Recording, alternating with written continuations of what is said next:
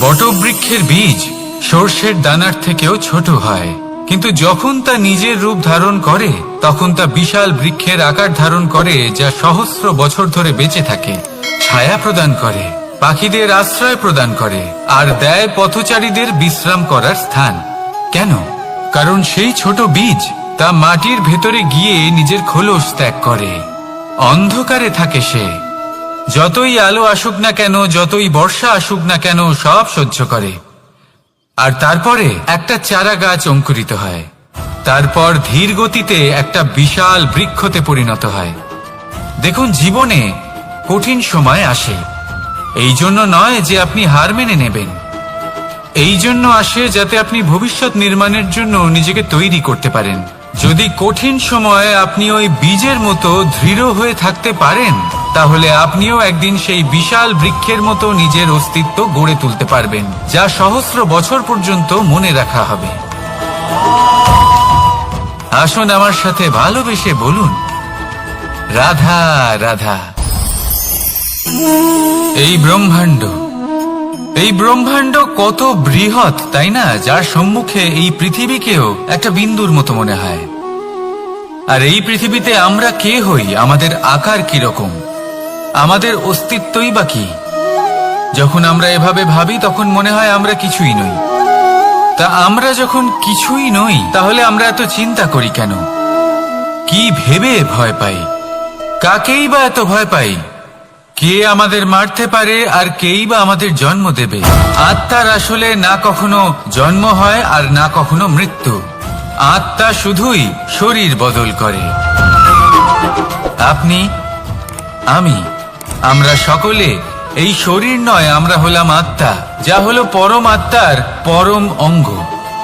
সেই জন্য মনে রাখবেন, বাইরের কোথাও দেখবেন না, নিজের অন্তরের গভীরে গিয়ে দেখুন, আত্মাকে উপলব্ধি করতে শিখুন। ক্লেশ, ভয়, চিন্তা, এই সব কিছুর থেকে নিজেকে দূরে রাখুন, তাহলেই উপলব্ধি করতে পারবেন পরমাত্মা কে। তাহলে আসুন আমার সাথে ভালোবেসে বলুন, রাধা রাধা। পরিবর্তন এই সংসারের শাশ্বত নিয়ম। কোন রাজা নেই যিনি চিরকাল রাজা থাকেন, কোন ধনী ব্যক্তি নেই যিনি চিরকাল ধনী থাকবেন। এই সংসারে সূর্যের স্থান নেওয়ার জন্য চন্দ্রিমার আগমন ঘটে। কোন স্থান যাকে পতিত বলা হয়েছিল, সেখানে মহল তৈরি হয়েছে। কোন স্থান যাকে আজ মলিন বলা হয়েছে, কাল সেখানে মন্দিরও স্থাপন হতে পারে। কোন ঋতু চিরকালের জন্য থাকে না, কখনো সময় চিরকাল একরকম থাকে না। আজ যা আপনার কাছে রয়েছে, কাল অন্য কারোর ছিল। আজ যে আপনার কাছে রয়েছে, কাল তা অন্য কারোর কাছে চলে যাবে। আপনার সাথে কিছু থাকলে তা হলো আপনার কর্ম, কিন্তু সেই কর্মের পরিণামও আপনার নয়। আপনি শুধু কর্ম করুন, বাকি সবকিছুই পরিবর্তনশীল। কিন্তু সেই পরিবর্তনকে দেখে ভয় পাওয়ার প্রয়োজন নেই, তাকে স্বাগত জানান। যদি আপনি হাসি মুখে সেই পরিবর্তনকে স্বাগত জানান, তাহলে এই পরিবর্তনও হাসি মুখে আপনার সাথে থাকবে। আসুন আমার সাথে ভালোবেসে বলুন, রাধা রাধা। সঞ্চয়। মানুষের যখন থেকে বোধবুদ্ধি হয়, সঞ্চয় করতে আরম্ভ করে দেন। সঞ্চয় করতে থাকেন ভোজনের, সঞ্চয় অর্থের, সঞ্চয় শক্তির। নিজের জন্য করেন, নিজের পরিবারের জন্য করেন, নিজের স্ত্রীর জন্য করেন, সন্তানের জন্য করেন, সন্তানের সন্তানের জন্যও সঞ্চয় করেন। সঞ্চয় করার জন্য ওনার কাছে অনেক কারণ রয়েছে, কারণ উনি এটা ভাবেন যে এই সঞ্চিত শক্তির জন্য কেউ ওনার কোনো ক্ষতি করতে পারবে না। মানুষ ভুলে যান একটা গুরুত্বপূর্ণ কথা, এই সত্য, উনি এই সংসারে খালি হাতেই এসেছিলেন, আর এখান থেকে ওনাকে খালি হাতেই যেতে হবে। যা এখানকার তা এখানেই থেকে যাবে। আর যদি কিছু ওনার সাথে যায়, তা হলো ওনার কর্ম, আর কিচ্ছু নয়। তাই যদি কিছু অর্জন করতে চান, তাহলে শুভ কর্ম অর্জন করুন, আত্মশক্তি অর্জন করুন, কারণ পরলোকে এটাই হবে আপনার সম্পত্তি। তাহলে কি এটা আপনি অর্জন করতে চান না? আসুন আর আমার সাথে ভালোবেসে বলুন, রাধা রাধা। সদিচ্ছা। দেখতে গেলে 3 অক্ষরে তৈরি এই শব্দ, কিন্তু সমস্ত ত্রিলোক তার উপরেই আধারিত।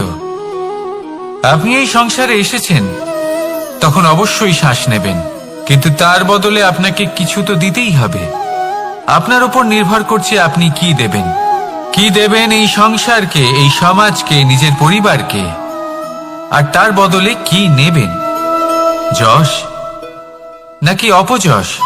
দেখুন, এক ছিল রাবণ, যে কিনা সমুদ্র পার করল সীতাকে অপহরণ করার জন্য, আর এক ছিলেন রামচন্দ্র, যিনি সমুদ্র পার করেছিলেন, সেতু বানিয়ে গিয়েছিলেন সীতাকে ফিরিয়ে নিয়ে আসার জন্য। দুজনেই সমুদ্র পার করেছিলেন, শুধু পার্থক্য ছিল সদিচ্ছাকে বোঝার লক্ষ্যের। অনেক মানুষের যাত্রা একরকম হতেই পারে, কিন্তু আনন্দ তখনই লাভ করবেন যখন লক্ষ্য শুভ হবে, মহান হবে। এই লক্ষ্য দিয়ে এই সংসারের কল্যাণ হবে এবং মানুষের সম্মান হবে। যদি আপনার সংকল্প উচিত হয়, তাহলে আপনার লক্ষ্য উচিতই হবে, নয়তো শুধুমাত্র বিনাশ হবে। আর উচিত এটাই হবে যে বিনাশের হাত থেকে যেন নিজেকে বাঁচানো যায়, কি বলেন? তাই জীবনে যে লক্ষ্য স্থির করছেন, মনে রাখবেন তা যেন শুভ লক্ষ্য হয়। যদি এরকম হয়, তাহলে আপনার যাত্রা, আপনার জীবন দুটোই শুভময় হবে। আসুন আর আমার সাথে ভালোবেসে বলুন, রাধা রাধা। সুরক্ষা। এই সুরক্ষা আসলে কি? এটা কি কোনো কবচ নাকি কোনো সীমা? এই সুরক্ষা আসলে অন্য কিছু। আমাদের মাতা পিতা, আমাদের প্রিয়জন, আমাদের বন্ধু, এই সমাজ, আমাদের শুভাকাঙ্ক্ষী, আমাদের আত্মীয়, এনারা সবাই আমাদের জীবনে কোনো না কোনো ভাবে সুরক্ষা দিয়ে থাকেন, একটা কবচ দিয়ে থাকেন কোনো না কোনো রূপে। কিন্তু দেখতে গেলে আমাদের পরাক্রমের পথে, আমাদের বীরত্বের পথে, আমাদের সাহসের পথে এই সুরক্ষাই সব থেকে বড় বাধা হয়ে দাঁড়ায়। একবার ভেবে দেখুন, যদি আপনি কোনো সুরক্ষাই না পান, বা যদি আপনি এই সুরক্ষা ভেঙে বাইরে আসতে পারেন, তাহলে আপনার বীরত্ব চরম সীমায় পৌঁছে যায়। কেন? কারণ তখন আপনি জানেন যে এই সংসারের সম্মুখীন আমাদের নিজেদেরই হতে হবে। আপনি বুঝে যান যে শত্রুর সম্মুখীন এবার নিজের বলের দ্বারা, নিজের পরাক্রমের দ্বারা, নিজের সাহসের দ্বারা করতে হবে। আর তখন আমাদের মনের মধ্যে এই শক্তি জাগ্রত হয়। এই শক্তি অন্তরেই বসবাস করে। শুধু এটা চিনে নিতে হবে, একে জাগ্রত করতে হবে, আর এটা সুরক্ষা ভেঙে যাওয়ার পরেই সম্ভব হয়। আর যারা নিজের শক্তি সম্পর্কে জানেন, যিনি নিজেই জানেন তিনি কতটা শক্তিশালী, তিনি নিজেই নিজের সুরক্ষা কবচ চিরকালের মতো ভেঙে ফেলে দেন, ঠিক কর্ণের মতো। আর তারপরে দেখুন, আপনার পরাজয় হোক বা বিজয়ী হোক না কেন, সেটাই অনেক বড় হয়, সেটাই প্রশস্ত হয়ে থাকে। সেই জন্য ত্যাগ করুন নিজের ভয়কে, নিজের আশেপাশের এই সুরক্ষা চক্রকে ভেঙে ফেলুন, আর সম্মুখীন হন এই সংসারের নিজের শত্রু সম্মুখীন হন। পরাক্রমের এই অঙ্কুর, তা অঙ্কুরিত হওয়ার জন্য বীজের উপরের এই কবচ, এটা ভেঙে যাওয়া অতি আবশ্যক। আসুন আমার সাথে ভালোবেসে বলুন, রাধা রাধা। যখন আমরা হাঁটতে থাকি আর আমাদের পায়ে কাঁটা বিঁধে যায়, তখন মুখ দিয়ে আহ বেরিয়ে আসে, কান্না চলে আসে, আর অনেক সময় অভিশাপও বেরিয়ে আসে। কিন্তু আমরা কি কখনো এটা এইভাবে দেখেছি, এইভাবে ভেবেছি যে আমরা যে পথে চলেছি সেই পথে কাঁটা বিঁধেছে, নাকি আমরা সেই পথ নির্বাচন করেছি যাতে শুধুই কাঁটা রয়েছে? নাকি আমরা এভাবে ভেবে দেখেছি যে এই কাঁটা আমাদের কষ্ট দিতে এসেছে, নাকি এটা আমরাই বিছিয়ে রেখেছিলাম? সাবধান থাকা উচিত ছিল, কারণ কাঁটা বিঁধলে যন্ত্রণা হবে, চিৎকার করে ফেলতে পারি, মুখ থেকে অভিশাপও বেরিয়ে আসতে পারে।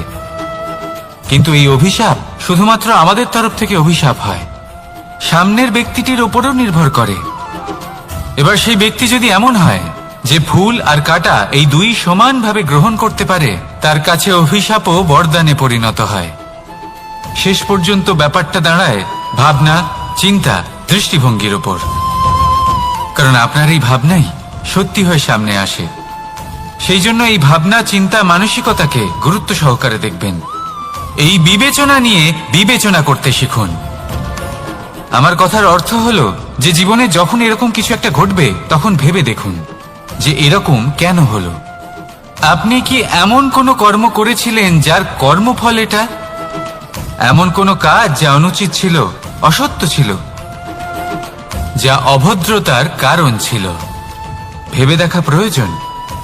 দেখুন, ইচ্ছে হলো আপনার যে আপনি কি করতে চান, ভাবনা আপনার, সত্য আপনার, জীবন আপনার, সিদ্ধান্ত আপনার। আসুন আর আমার সাথে ভালোবেসে বলুন, রাধা রাধা। সময়, এই সময় আসলে কি? এই সময় একটা সরল রেখা তো কখনোই নয়। সময় হলো একটা চক্র, যেখানে এর আদি সেখানেই হলো এর অন্ত, আর যেখানে তা শেষ হয় সেখান থেকেই তার শুরু হয়। এই সময় একটা অত্যন্ত বিচিত্র চিন্তা, বিচিত্র ভাবনা, একটা বিচিত্র বস্তু যা কেউ বুঝতে পারেন না। এই সময়ের লীলা, এর কোনো প্রমাণ নেই, কোনো জ্ঞান নেই, কোনো পরিমাপ নেই। শুধু এটুকু আমরা জানতে পারি, যেখানে শেষ হবে সেখান থেকে একটা নতুন সূচনাও হবে। যা আজ আপনার কাছে আছে কাল অন্য কারোর কাছে যাবে, তারপরে তার কাছ থেকেও অন্য কারোর কাছে যাবে, তারপরে তার থেকেও ছিনিয়ে নেওয়া হবে। এই নিয়তির একজনের কাছ থেকে অন্যজনের কাছে আদান প্রদানের এই সময় হলো আপনার সময়। এই সময়ের সদ্ব্যবহার করুন, এই সময়কে বাঁচুন। আপনাকে শুধু এটাই সুনিশ্চিত করতে হবে যে আপনি কোন পক্ষে আছেন। আর সত্যি বলতে কি, আপনার জীবনের পরিণাম নির্ভর করে আপনার নির্বাচনের ওপর। আপনি কোন পক্ষ নির্বাচন করছেন। তাহলে মনে রাখবেন, জীবনে সেই পক্ষই নির্বাচন করবেন যা চয়ন করার পরে আপনি সুখ অনুভব করবেন, আপনি সন্তোষ লাভ করবেন, প্রসন্নতা লাভ করবেন। আর আমি এটাই সুনিশ্চিত করব যে এই পক্ষ যেন শান্তির পক্ষ হয়, এই পক্ষই যেন প্রেমের পক্ষ হয়। তাহলে চিন্তা করবেন না, আর আসুন আমার সাথে ভালোবেসে বলুন, রাধা রাধা। দৃষ্টি আর দৃষ্টিভঙ্গি, এই সমগ্র লীলা হলো এই দুইয়ের। বিচিত্র হতে পারে, কিন্তু এটাই সত্যি। এবার আপনাকে একটা উদাহরণ দিয়ে বোঝাই।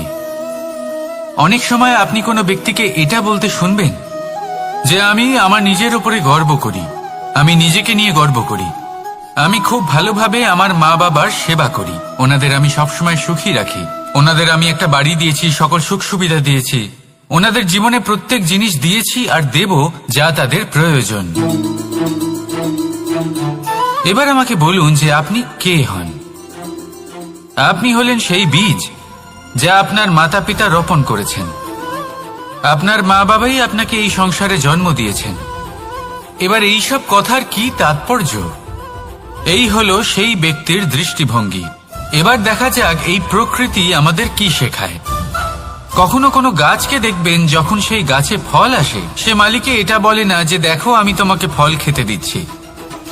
সেই বৃক্ষ এটা বলে না যে দেখো আমি তোমায় আহার করতে দিচ্ছি, কারণ ও জানে যে এটা হলো সেই মালির পরিশ্রম, এটা হলো তারই কর্মের ফল, আর এটা তারই পাওয়া উচিত। সে বলে যে তোমার জিনিস তোমাকেই অর্পণ করলাম, এ আমার জিনিস নয়। ও জানে সেই মালির গুরুত্ব আসলে কি। এটা হলো তার দৃষ্টিভঙ্গি। সেই জন্য আপনি জীবনে কোন ব্যক্তির মধ্যে, কোন পশু পাখির মধ্যে, কোন প্রাণীর মধ্যে, কোন পরিস্থিতিতে, কোন আবেগের মুহূর্তে কি দেখতে পাচ্ছেন, সেটা আপনার দৃষ্টিভঙ্গির উপরে নির্ভর করছে। তাই নিজের মনে ধনাত্মক ভাব জাগ্রত করুন, শুভ চিন্তা নিয়ে আসুন। এই ভাবনাই সত্য হয়ে সামনে আসবে। এই দৃষ্টিভঙ্গি এমন হয়ে যাবে যে আপনার জীবনে সবকিছুই শুভ হবে। তাহলে আসুন আর আমার সাথে ভালোবেসে বলুন, রাধা রাধা। প্রতিশোধ অথবা কাউকে দুঃখ দেওয়ার ভাবনা, যদি এটা আপনার মনে থাকে তাহলে আপনি নিজের মনেই যন্ত্রণার একটা বিশাল বৃক্ষ রোপণ করছেন, এটা মনে রাখবেন। কারণ কাউকে দুঃখ দেবার এই ভাবনা, এটা হলো সেই বীজ যা আপনার মনেই পতিত হবে, আপনার মনেই অঙ্কুরিত হবে, আর আপনার মনেই একটা বিশাল বৃক্ষরূপে বেড়ে উঠবে। জীবন আপনার, কর্ম আপনার, কাউকে দুঃখ দেবার ভাবনা আপনার ছিল, এই বৃক্ষ হলো আপনার, তাই এর ফলও আপনিই পাবেন, যা গ্রহণও আপনাকেই করতে হবে। মনে রাখবেন, যে মানুষ এটা ভাবে যে আমি ওকে দুঃখ দেব, ওকে কষ্ট দিতে চাই আমি, সেই মানুষই দুঃখ আর কষ্ট পেয়ে থাকে। যদি সেই জায়গায় আপনি এটা ভাবেন যে আমি কাউকে সুখী করে তুলতে চাই, কাউকে সুখ প্রদান করতে চাই, তাহলে তারও বীজ আপনার মনেই রোপণ হবে, বৃক্ষে পরিণত হবে, যার ফলও আপনিই পাবেন। এখানে বিষয়টা হলো শুধু মানসিকতার চিন্তা, যা সত্য হয়ে আপনার সামনে আসে। তাহলে এই মানসিকতা শুভ করুন, সবার জন্য মঙ্গল কামনা করুন। অন্যের মনে আপনার জন্য ভালো চিন্তা থাকুক বা না থাকুক, আপনি সবার জন্য শুভ চিন্তা করে কর্ম করতে থাকুন, তাহলে আপনার সাথেও ভালোই হবে। তাহলে আসুন আর আমার সাথে ভালোবেসে বলুন, রাধা রাধা।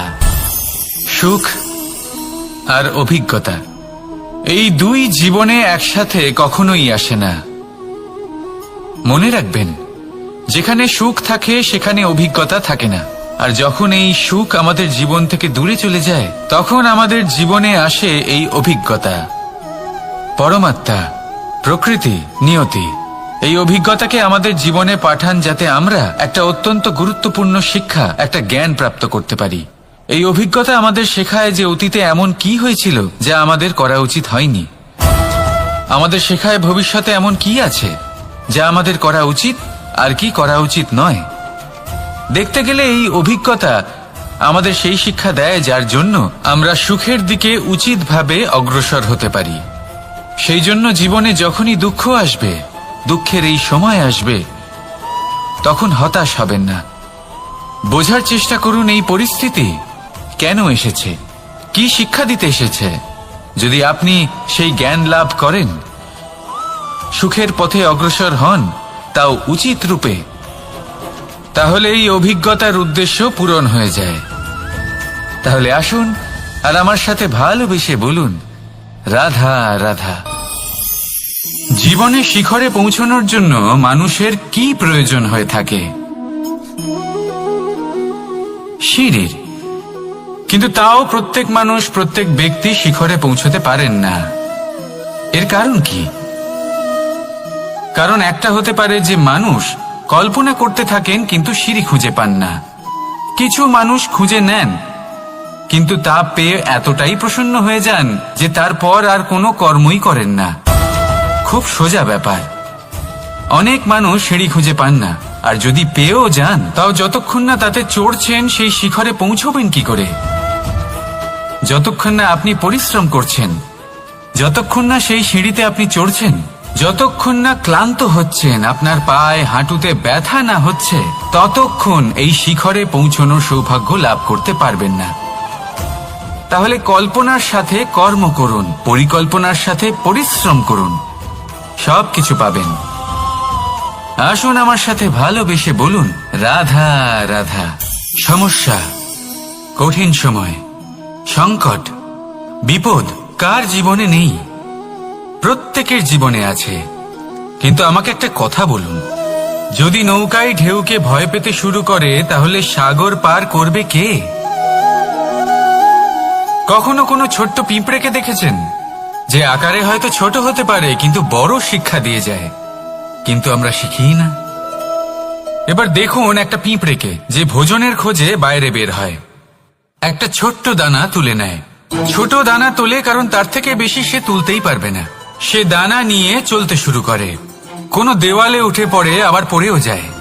সেই দানা দূরে কোথাও একটা পড়ে যায়, তা আবার খোঁজে, তুলে নেয়, আবার চলতে থাকে।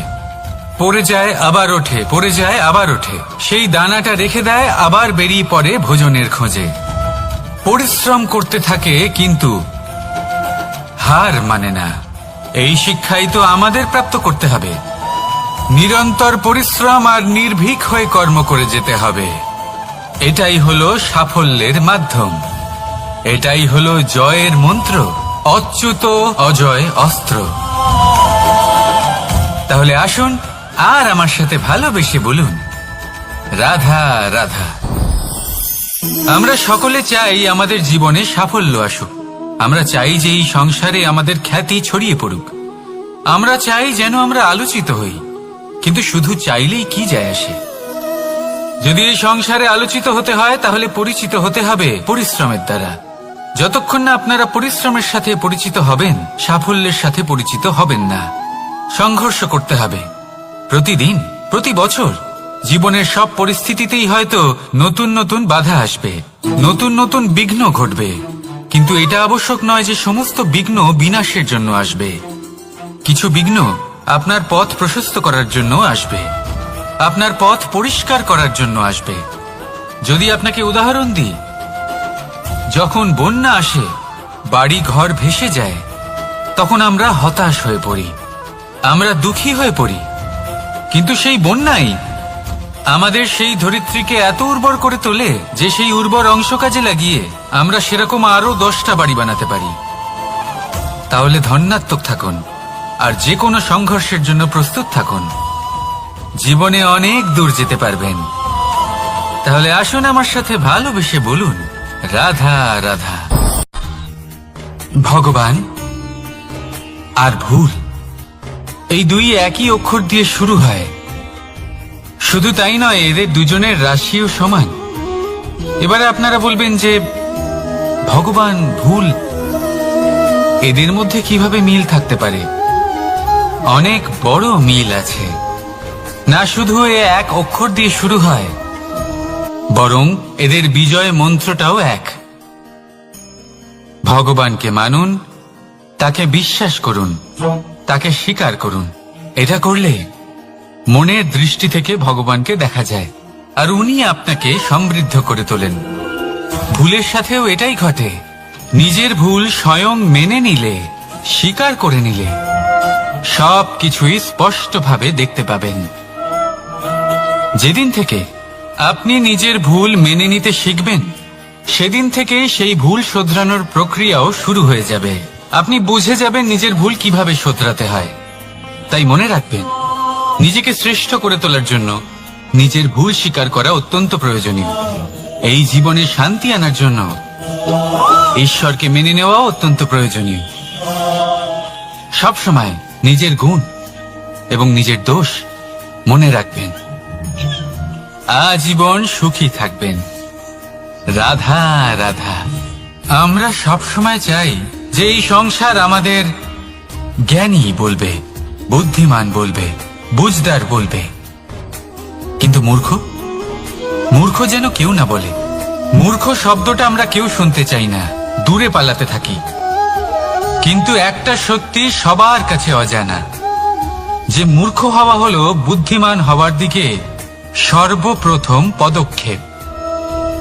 আপনি যত খুশি দিগ্গজ জ্ঞানী মানুষদের সাথে আলাপ করুন, যত ইচ্ছে কথা বলুন, যতই জ্ঞানের কথা আলোচনা করুন, অভিজ্ঞতা মূর্খ হবার পরেই পাওয়া যায়, তাই নয় কি? মূর্খ হবার পরে আপনি এটা বুঝতে পারবেন যে কি করা উচিত নয়। জ্ঞানী ব্যক্তি আপনাকে এটা বলবেন যে কি করা উচিত। আর এই সংসারে কি করা উচিত তার থেকেও অনেক বড় জ্ঞান হলো কি করা উচিত নয়। সেই জন্য সব সময় মনে রাখবেন, আপনার করা কিছু ভুল আপনাকে যদি কেউ মূর্খ বানিয়ে থাকে, ছল চাতুরি করে থাকে, তাহলে কোনো ব্যাপার নয়। এটা শেষ পর্যন্ত আপনাকে আরো বুদ্ধিমান করে তুলবে। এই মুহূর্তে ধন্যাত্মক থাকুন। এই সংসার আপনাকে অবশ্যই জ্ঞানী বলবে। রাধা রাধা। আপনি কি কখনো একজন মালিকে একটা বাগানের যত্ন নিতে দেখেছেন? যদি কখনো একটা গাছে উই ধরে যায়, মালি তখন শুধু সেই গাছের নয়, সমস্ত বাগানের চিকিৎসা করায়। আপনারা হয়তো বলবেন, এ কেমন মূর্খতা? যখন উই একটা গাছে লেগেছে, সমস্ত বাগানের চিকিৎসা কেন করাতে হবে? এ তো অযথা পরিশ্রম করা। কিন্তু মালি খুব ভালো করে জানে যে উই হয়তো একটা গাছে লেগেছে, কিন্তু তা সমস্ত বাগানকে নাশ করে দিতে পারে। এবার মালির এই শিক্ষা, এই জ্ঞান অন্য অনেক জায়গাতে প্রযোজ্য। এই সংসারে আমরা শুধুমাত্র নিজের পরিবারের কথাই চিন্তা করি, তাদের যত্ন নিই, চেষ্টা করি যেন তারা ভালো থাকেন, সুখে থাকেন। আর সেই সময় এই সমাজের কিছু বিরোধী মনোভাব এই সমাজকে গ্রাস করে ফেলে, এই সমাজকে নষ্ট করে ফেলে, কিন্তু আমাদের নজর শুধু আমাদের পরিবারে থাকে। সেই জন্য যখন কথা ওঠে রাষ্ট্রের, দেশের, তখন তার জন্য সিদ্ধান্ত নিতে হবে, তখন তার জন্য ত্যাগ করতে হবে। আর মনে রাখবেন, যে সমস্যায় আসুক তার সমাধান পূর্ণরূপে বাঞ্ছনীয়। এই সংসারে প্রত্যেক ব্যক্তি যদি নিজের পরিবারেরও খেয়াল রাখেন এবং সমাজেরও খেয়াল রাখেন এবং সঠিকভাবে এই দেশেরও খেয়াল রাখেন, তবেই এই দেশ সম্পন্ন হতে পারবে। তাহলে আপনিও সেই প্রয়াস করুন আর আমার সাথে ভালোবেসে বলুন, রাধা রাধা। কথায় বলা হয়, জীবনে ভালোবাসাই হলো সুখের মূল। এটা সত্য। এবার প্রশ্ন হলো এটাই যে এই ভালোবাসা কার সাথে করা উচিত। যদি আপনি কিছুক্ষণের জন্য সুখ পেতে চান, তাহলে ভালোবাসুন নিজের রুচি মতো। যদি আপনি কিছুদিনের জন্য সুখ পেতে চান, ভালোবাসুন নিজের বন্ধুদের। যদি আপনি কয়েক মাসের জন্য, কয়েক বছর বা অনেক বছরের জন্য সুখী হতে চান, তাহলে ভালোবাসুন নিজের পরিবারকে, মাতা পিতা, নিজের সন্তান, স্বামী স্ত্রী, নিজের আত্মীয়দের। কিন্তু যদি আপনি চিরকালের জন্য সুখী হতে চান, তাহলে ভালোবাসতে হবে শুধু নিজের কর্মগুলিকে। কারণ সম্পর্ক যেমনই হোক না কেন, কখনো না কখনো ভেঙে যাবেই। এই সংসার হলো এমনই যে যাদের সঙ্গ আমরা পাই, তাদের সঙ্গ একদিন ত্যাগ করতে হয়। শুধু কর্মই হলো এমন এক সঙ্গ যা কখনো আপনাকে ত্যাগ করবে না। আপনার মৃত্যুর পরেও এই কর্ম আপনাকে বাঁচিয়ে রাখবে। তাই সবসময় মনে রাখবেন, এই কর্ম ধর্ম মনে করে পালন করা উচিত। জীবনের শেষ মুহূর্ত পর্যন্ত কর্মকে ভালোবাসুন, জীবনের শেষ মুহূর্ত পর্যন্ত সুখে থাকবেন। আর আমি তো সবসময় বলি, শুধু কর্ম করতে থাকো, ফলের চিন্তা করো না। তাহলে আসুন আর আমার সাথে ভালোবেসে বলুন, রাধা রাধা। দ্বিধাবোধ। অনেক সময় আমরা জীবনে সেই বাঁকে এসে পৌঁছই যেখানে আমরা বুঝতেই পারি না যে এবার কোন দিক নির্বাচন করা উচিত। কখনো এদিকে যাওয়া উচিত মনে হয়, কখনো ওদিকে যাওয়া উচিত মনে হয়, কখনো দুদিকেই যাওয়া প্রয়োজনীয় বলে মনে হয়, কিন্তু তা তো সম্ভব নয়। কখনো কখনো এটা মনে হয় যে এখানেই থেমে যাওয়া ভালো, কোথাও না যাওয়াই শ্রেয়। এবার একেই তো দ্বিধাবোধ বলে। সংসারে এমন কোনো দ্বিধা নেই যার সমাধান সম্ভব নয়। এই দ্বিধাবোধ স্বাভাবিক। আর আপনার এই দ্বিধাকে আমি একটু সরল করে দিই। দ্বিধাগ্রস্ত হয়ে নির্বাচন করলে তখন এটা মাথায় নিয়ে করবেন যে আপনার এই নির্বাচনের ফলে এই সংসারের ওপর, এই সমাজের ওপর কি প্রভাব পড়তে পারে। নিজের লাভ ক্ষতির বিষয়ে ভাবা ছেড়ে দিন আর কর্ম করুন সংসারের মঙ্গলের জন্য, আগামী প্রজন্মের মঙ্গলের জন্য। ভাবুন আপনার এই নির্বাচনের জন্য কিভাবে তাদের জীবনের উদ্ধার সম্ভব। কারণ এই ভাবনাই হলো উচিত ভাবনা। কারণ অনেক সময় ওষুধ একটু কড়া মনে হতেই পারে, কিন্তু এই ওষুধই তো রোগ মুক্তি ঘটায়। সেইভাবে আপনাকেও এই দ্বিধার মুহূর্তে কঠিন নির্বাচন করতে হতে পারে। এই কঠিন নির্বাচন জীবনে কঠিন পরিস্থিতিও আনতে পারে, কিন্তু যদি এই নির্বাচন ধর্মসঙ্গত হয়, যদি এর দ্বারা সংসারের মঙ্গল হয়, তাহলে এই নির্বাচনই হলো সঠিক নির্বাচন। আসুন আমার সাথে ভালোবেসে বলুন, রাধা রাধা। মানুষ নানান ধরনের বাসনা পোষণ করেন, তাদের নানান ইচ্ছে থাকে, অভিলাষা থাকে, নানান কামনা করতে থাকেন, স্বপ্ন দেখেন, প্রার্থনা করেন যেন তা সফল হয়, নিজের সম্পন্নতা কামনা করেন, আর শেষে নিরাশ হয়ে যান কারণ এসব কিছুই পান না। আপনাকে একটা ছোট্ট উদাহরণ দিই। জঙ্গলের রাজা কাকে বলা হয়? সিংহকে। এবার যেহেতু সিংহ বনের রাজা, তাই হরিণ তো তার কাছে এসে এটা বলতে পারে না যে আপনি হলেন বনের রাজা, তাই আপনি আমাকে মেরে ফেলুন। আমাকে খেয়ে ফেলুন আর নিজের ক্ষুধা নিবারণ করুন। এমন তো হয় না। সিংহ যতই বনের রাজা হোক, তাকেও পরিশ্রম অবশ্যই করতে হয়, তবেই তার ক্ষুধা নিবারণ হয়। সেইভাবেই আপনার সমস্ত স্বপ্ন, আপনার সমস্ত ইচ্ছে, আপনার সমস্ত অভিলাষা, সমস্ত আকাঙ্ক্ষা পূরণ হবেই, অবশ্যই হবে, পরিশ্রমের দ্বারা। শুধু ভাবলেই হবে না। তাহলে আপনিও জীবনে পরিশ্রম করুন, নিজের সমস্ত স্বপ্ন পূরণ করুন, আর আমার সাথে ভালোবেসে বলুন, রাধা রাধা। আপনি কি কখনো কোনো উঁচু পর্বতের শিখরে পৌঁছতে পেরেছেন? যদি পৌঁছে থাকেন বা যদি আপনি কোনো উঁচু পর্বতের শিখরে যান, তাহলে ভালো করে দেখবেন, আপনি যত উঁচুতে অগ্রসর হতে থাকবেন, আস্তে আস্তে সমস্ত বনস্পতি বিলুপ্ত হতে থাকে। তারপরে সমস্ত গাছপালা, পশু পাখি সব বিলুপ্ত হতে থাকে। শেষ পর্যন্ত সেই শিখরে থেকে যায় শুধুমাত্র শান্তি, নীরবতা। আমাদের মানুষের সাথেও এটাই হয়। মানুষ যখন আত্মবিকাশের পথে অগ্রসর হতে থাকে এবং নিজের জীবনের শিখরে পৌঁছতে চায়, তখন তার একা থাকা অত্যন্ত প্রয়োজনীয় হয়। আর তাকে তখন ত্যাগ করতে হয় নিজের সুখ স্বাচ্ছন্দ্য, নিজের সম্পত্তি, নিজের সমৃদ্ধি, নিজের সৌন্দর্য। দেখুন, জীবনের শিখরে পৌঁছনো একেবারেই সহজ কাজ নয়। এ হলো অত্যন্ত দুর্গম এক পথ। কিন্তু যদি আপনি সেখানে পৌঁছতে চান, তাহলে আপনাকে ত্যাগের প্রবৃত্তি জাগিয়ে তুলতে হবে। ত্যাগ কি সেটা জানতে হবে, কারণ ত্যাগের ফলেই মনে শান্তি আসে, আর সেই শান্তির ফলে মনে উৎপন্ন হয় প্রেম। আর এই প্রেমই হলো জীবনের অন্তিম লক্ষ্য। তাহলে আসুন আমার সাথে ভালোবেসে বলুন, রাধা রাধা। মানুষ বলেন প্রেমে অনেক শক্তি আছে, আর এটা সত্যিও বটে। প্রেমে এতটাই শক্তি থাকে যে শত্রুতার বড় বড় স্তম্ভকেও এত সহজে ফেলে দিতে পারে। কিন্তু আপনি দেখে থাকবেন, যারা অধিক শক্তিশালী হন তারা দুই ধার সম্পন্ন তরোয়ালের মতো হন। কারণ এই প্রেম যদি আচরণে থাকে, মনে থাকে, বিচার বুদ্ধিতে থাকে, তাহলে তা শুভ হয়। এই প্রেম সৃজন করে। কিন্তু প্রেম যদি ব্যবসার অঙ্গ হয়, যদি এই প্রেমের ব্যবহার নিজের স্বার্থ, নিজের অহংকারের জন্য করা হয়, তাহলে তা সংসারের বিনাশ ঘটাতে পারে। রাধা প্রেমের ব্যবহার করেছে শাম্বের কারণে, আর শাম্ব সেই প্রেমের ব্যবহার করেছে নিজের অহংকার, নিজের স্বার্থ সিদ্ধির জন্য। শেষ পর্যন্ত ক্ষতি শাম্বের হলো না, হলো প্রেমের।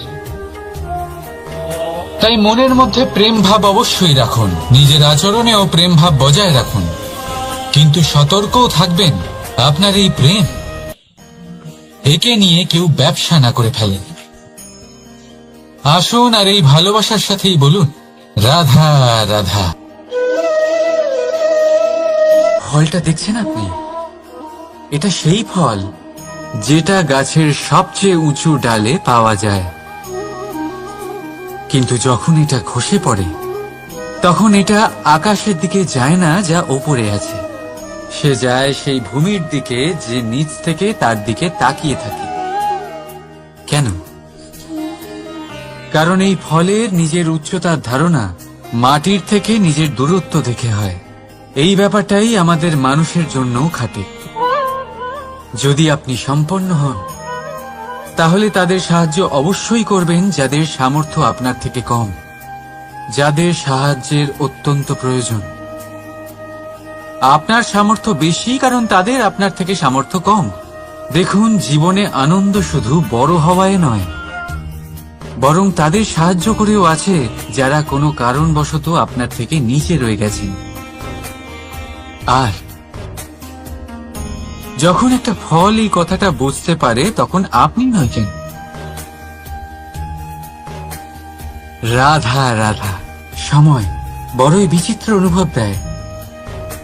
যখন অপেক্ষা করছেন তখন অনেক লম্বা হয়ে যায়, প্রতিটা মুহূর্ত একটা গোটা দিনের মতো মনে হয়। ঠিক সেইভাবেই যদি কোথাও যেতে দেরি হয়, তখন সময় দৌড়তে থাকে, প্রসন্নতায় বয়ে যায় আর নিরাশায় থমকে যায়। আপনদের সাথে থাকলে সময়ের খেয়ালই থাকে না, শত্রুদের সাথে থাকলে সেই সময়ই খারাপ হয়ে যায়। কিন্তু এটাই কি সত্যি বাস্তব? না, সময় তো সময়ই হয়, নিজের গতিতেই চলে সে। শুধু সেই গতির আভাস আমাদের মানসিক অবস্থা অনুযায়ী বদলে যেতে থাকে।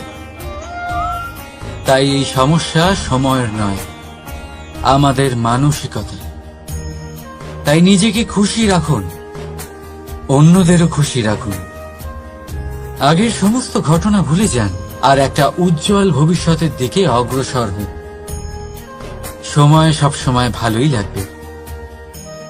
প্রেম করুন সবার সাথে, সময় সবসময় সুখেই কাটবে। রাধা রাধা। অগ্নি জীবনে খুব মহত্বপূর্ণ হয়। এই অগ্নি, এই অগ্নি উজ্জ্বলতা হয়ে আমাদের জীবিত রাখে। কিন্তু ভাবুন, যদি এই উজ্জ্বলতা ক্রোধের অগ্নি হয়ে দিকভ্রষ্ট হয়, তাহলে কি হবে? একটা ছোট পাতা দিয়ে শুরু করে গোটা বনকে ছারখার করে দিতে পারে। ঠিক সেরকমই মানুষের ক্রোধের আগুনও অন্যদের তো ভস্ম করেই, কিন্তু তার পূর্বে স্বয়ং নিজেকেই ভস্ম করে দেয়। তাহলে কি করা যায়? কি করে নিয়ন্ত্রণ করা যায় তাকে? উত্তর হলো, তাতে জল ঢেলে দিয়ে, জলের মতো বইতে দিন নাকি। ঠিক সেইভাবে যেমন সূর্য নিজের অগ্নিকে তেজ বানিয়ে আপনার কাছে পৌঁছে দেয়। এটাই পার্থক্য সূর্যের অগ্নি আর ক্রোধের অগ্নির মধ্যে।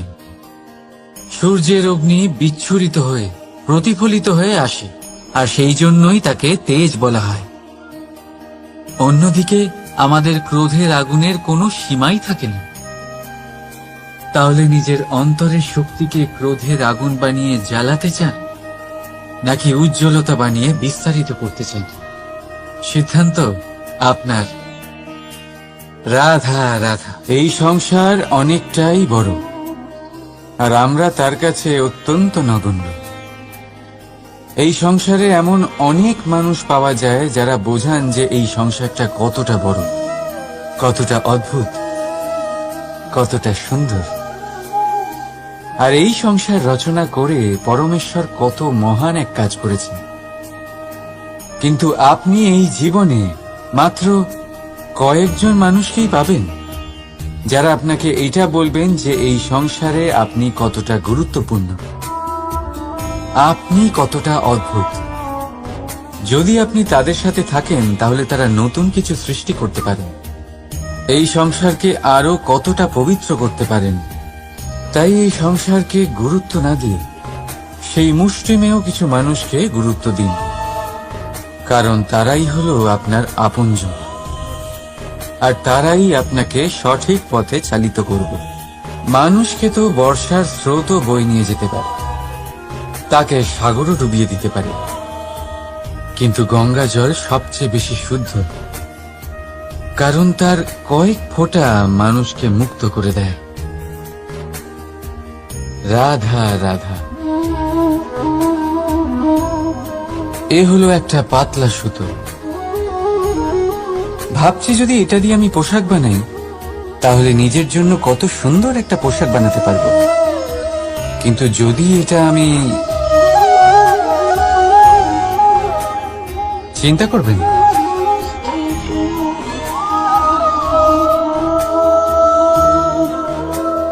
দেখুন এই সুতো জোড়া লেগে গেল। শুধু পার্থক্য হচ্ছে এটাই যে আগের মতো এটা আর সরল নেই, আর এটার দৈর্ঘ্য আগের থেকে কিছুটা কমে গেছে। এই সংসারে প্রেমের সাথেও ঠিক এটাই হতে পারে। প্রেমের এই সুতো যা দুই মানুষকে একসাথে বেঁধে রাখবে।